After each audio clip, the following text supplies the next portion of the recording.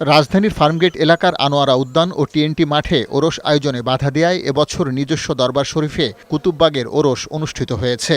দুদিনব্যাপী ওরস ও বিশ্ব জাকির ইজতেমায় অংশ নেন কুতুববাগ দরবার শরীফের দেশ বিদেশের ভক্ত মুরিদানরা।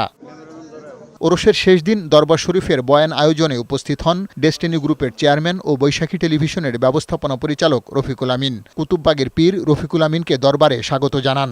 এছাড়াও ভারতের আজমির শরীফ, পাকিস্তান, জাপান, ইন্দোনেশিয়া সহ বিশ্বের কয়েকটি দেশের মেহমান ওরসে অংশ নেন। জুম্মার নামাজের আগে ইমান আকিদা নিয়ে আলোচনা করেন বক্তারা। বাধার কারণে এবছর বড় পরিসরে ওরস মোবারক আয়োজন করতে না পারায় নিজের অসন্তুষ্টি জানান পীর মাওলানা সৈয়দ জাকির শাহ নকশবন্দি মুজাদ্দেদি। আমি এখানে শরীয়ত বিরোধী কিছুই দেখি না, পাই না। আর তারা নাকি শরীয়ত বিরোধী কি পায় কি দেখে, হিংসার কারণে এই সমস্ত। যাই হোক, প্রশাসন এতই দুর্বল হয়ে গেছে যে এত একটা সাধারণ 2-4 মানুষকে ঠিক করতে পারলো না, তাহলে সারা দেশ কিভাবে চালাবে? আমি আপনাদের মাধ্যমে এখন যারা সরকারের প্রধান আছেন এদেরকে বলি যে সহজে লক্ষ্যবস্তুর মূল্য বোঝে না।